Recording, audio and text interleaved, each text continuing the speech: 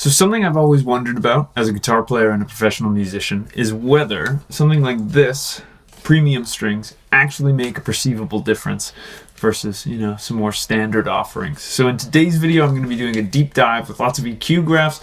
We're going to get to the bottom of whether it is actually worth paying more money for premium strings, such as the D'Addario NYXL, or if you're better off sticking with the standard issue. So, a little bit of backstory. I have been playing D'Addario strings for the better part of my almost 20 years of playing the guitar. I've played pretty much every string brand that's widely available, and what I find is that they just kind of work well for me, and they also tick the box as a professional musician of being available pretty much in every music store around the world, at least where I am in North America and presumably Europe too. So D'Addario, I've been using these strings. I'm not sponsored by D'Addario. This isn't a sponsored post. This is purely just what I like to use. And for the bulk of my playing, I've been using these standard XLs. Now, I play a 12 to 52 gauge. They are available in much more common and normal gauges, your 9s, your 10s, your 11s. I play 12s because I'm predominantly a jazz guitarist. I tend to prefer the thicker strings. I find they give me a better clean tone, yada, yada, yada. They have a wound third, which I really like. Anyways, I use these 12s. So in today's video, we're going to be comparing the standard issue XL 12s versus the NYXL 12s. And the NYXLs came out, a while ago. I remember I borrowed money from my mom to go to the local Long McQuaid, that's like our big music chain store here in Canada, and try out these, newfangled strings. And shout out to the guy at the Victoria Long McQuaid. He still works there. Sometimes when I'm visiting my parents, I see them. But I did not have enough money, and he wrote off like $250 or something because I was buying 2 or 3 sets of strings. And I tried out the strings, and I really, really liked them. I knew from subjective experience when I was playing, they say that, you can play fearlessly, they feel better, you can bend further, they stay in tune better. In general, I agreed with those claims without ever doing any of the thorough testing that we're going to get into today. But in general, they feel a little bit silkier, they stay in tune really well, and I have tested that they do last a little bit longer. But kind of bounced between the two for kind of literally years, just because these, at least in Canada, are almost twice as expensive as these guys.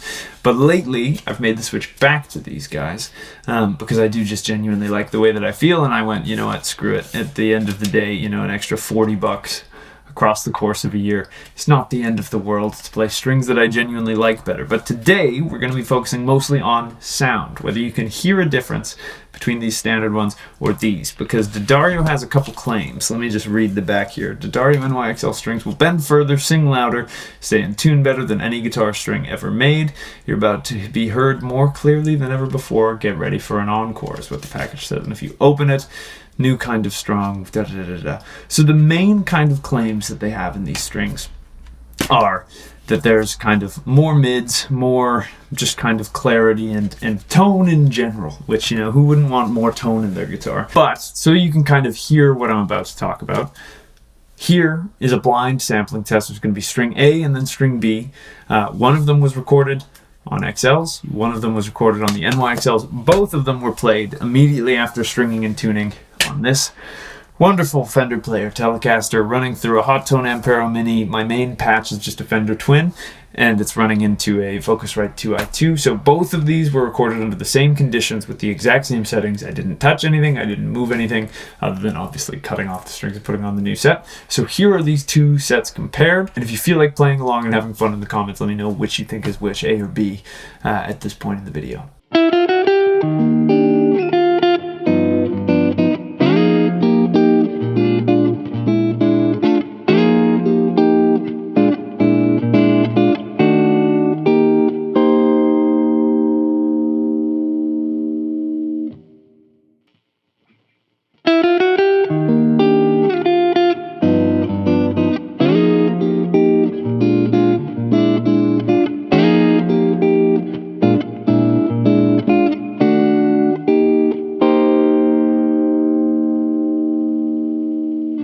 So drum roll, the string A was the standard issue XLs, string B was the NYXLs. So in general, I think that Dario's claims are actually spot on, and I did the EQ graphs and everything to prove it.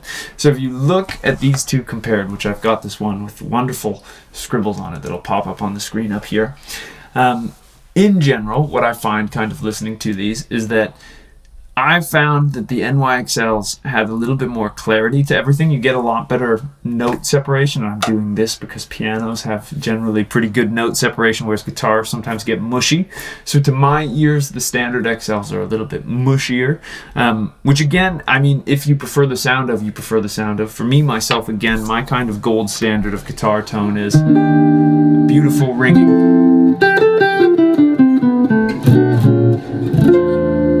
Beautiful ringing clean sounds, you know. That sounds full.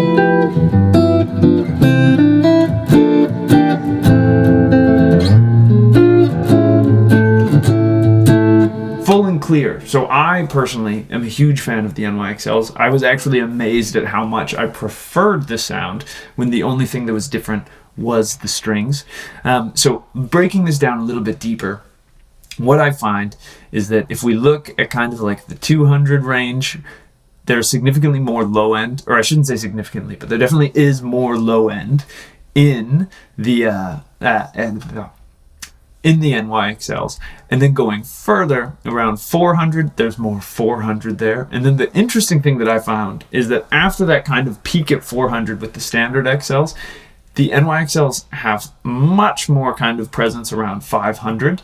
Now, how you feel about certain frequencies and mids and all of that is obviously, again, personal preference. But again, as someone who's mostly worried about having a really good, really nice, clean sound, I personally love the fact that there's this little boost in 500. It's not just me. Joe Bonamassa once said, if you want your guitar to be heard, boost 500. So, and again, however you feel about Joe Bonamassa and his tone, totally fine. But I personally find that, again, it adds like a little bit more kind of heft. It adds a little bit more clarity to it. Going further, right around 800 is kind of where the next peak is. Definitely more presence at 800 with the NYXLs. And then the big difference, like here on my diagram, it's just one big circle. There's just a lot more kind of in the high mids and the highs. Everything is just registering higher on the NYXLs, and the best way that I would describe it is it's like there's a little bit more air in it and a little bit more separation. And again, for me personally, my kind of ideal electric guitar tone is like a really, really smooth acoustic guitar tone with some reverb, you know what I mean, and all of that on it. So for me personally, the note separation that I get out of these NYXLs is huge. So I am exclusively going to be playing these guys from here on out because they genuinely do make a huge difference in sound. So curious to hear your thoughts, what strings you like, what strings you use. I'm pretty sold on these D'Addario. I think they're fantastic. I've been playing them for years, and at this point I just wouldn't even really considering switching to anything else. But now all of my guitars will be strung with these bad boys, these NYXLs. But let me know what you think in the comments below. Were you surprised that you could actually hear the difference in the premium strings? Again, I was expecting there to be a difference, but when I recorded these and then listened back, I was blown away at how big the difference actually was. So let me know what strings you like, if you heard the difference, if you prefer the XLs, because again, they're definitely a different sound, so if you prefer those, it's totally valid. But curious to hear what you think below. If you're looking to take a guitar lesson with me, there is a link to get in touch with me down in the description. I'd love to work with you on whatever's troubling you on the guitar. If you're looking for a way to support me in the free educational content that I post here, you can subscribe to my Patreon, which is also linked down below. All of my patrons get early access to videos as well as cool behind the scenes sneak peeks at stuff that I'm working on that I don't share anywhere else. If you're looking for a different way to support me, I do have ebooks and video courses for sale, also linked down below. It's a great way to support what I'm up to and get some more in-depth educational content that I can go into in a 10 to 15 minute YouTube video. And last but not least, I have new videos coming out every single week. So, hit the subscribe button, maybe tick the bell icon, and I'll see you in the next video. So thank you for watching. Let me know what you thought down below.